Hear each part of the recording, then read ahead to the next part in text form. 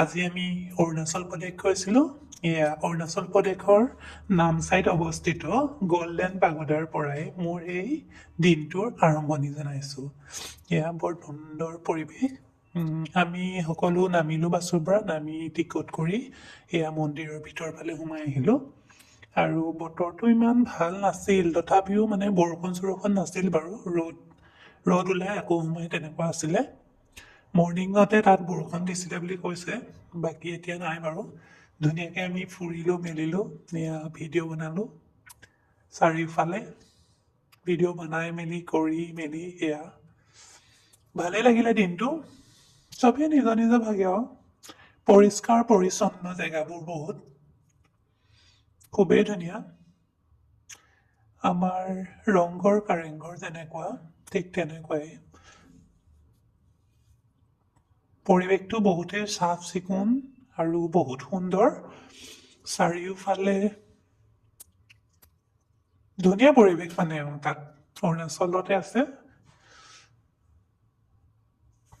চাবলগীয়া তেনেকৈ আমি মানে এইটো মন্দিৰভাগ চাবলৈকে গৈছিলোঁ, ধুনীয়াই।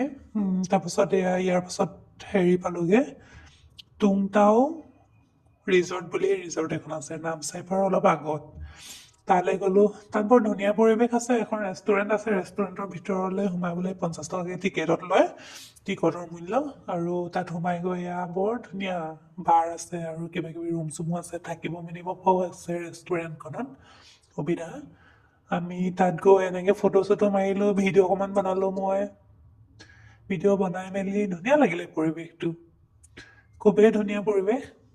তাত চবেই ফটো মাৰে, পানীত নামে, তেনেকৈ পানীত মাৰি এনেকৈ বহিব মেলিব পৰা সুবিধা আছে। মানে খুব ধুনীয়া পৰিৱেশ আৰু পাহাৰৰ ওপৰত আছে অলপ, মানে নদী এখন আছে।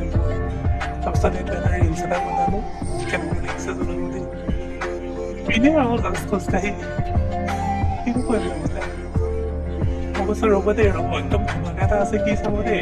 আমি গাড়ীটো পঠিয়াওঁতে কেনেকুৱা এটাহঁতে কৰিলে চাওকচোন। এয়া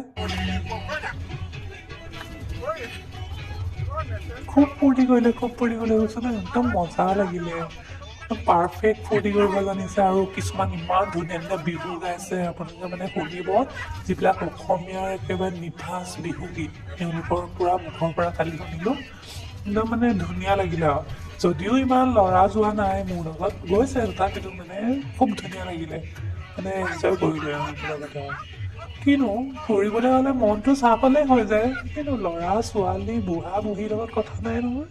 মই তেনেকেই এওঁলোকৰ লগতে গ'লোঁ মেলিলোঁ, ফুৰিলোঁ মেলিলোঁ, বছ বিন্দাছ। বৰ ধুনীয়া লাগিলে পৰিৱেশটো ধুনীয়া। আৰু এওঁলোকে বহুত ফূৰ্তি কৰিলে দেই, মানে ফূৰ্তি মানে যথেষ্ট ফূৰ্তি কৰিছে আৰু নাচিছে, বিহু গাইছে। আৰু লগতে চাব দেই, একদম ইমান ধুনীয়া বয়সীয়াল লোকে ইমান ধুনীয়া বিহুগীত গাইছে, বৰ ধুনীয়া লাগিলে। একদম মোক লৈও বিহুগীত গাই দিলে তেওঁলোকে মিনিখনে। জোকাইছে একদম পুৰা জোকাৰিছে, মোক লৈ মানে পুৰা বিহুগীত গাইছে। মই লাজো লাগিছে অলপ, কিন্তু ময়ো ফূৰ্তি কৰিছোঁ তেওঁলোকৰ লগত। মই লাগিলে ধন্যবাদ দিছোঁ এই ভিডিঅ'টোৰ যোগেদি। আৰু বাকী একো ক'বলৈ নাই। আপোনাৰ লগত মাৰ গৈছিলে, ফটো দিছোঁ, চাব পাৰিব আপোনালোকে। ভালেই লাগিলে। চব আপোনালোকে এনজয় কৰক, সেই বিহুগীতখিনিও শুনক, অসমত আপোনালোকে চব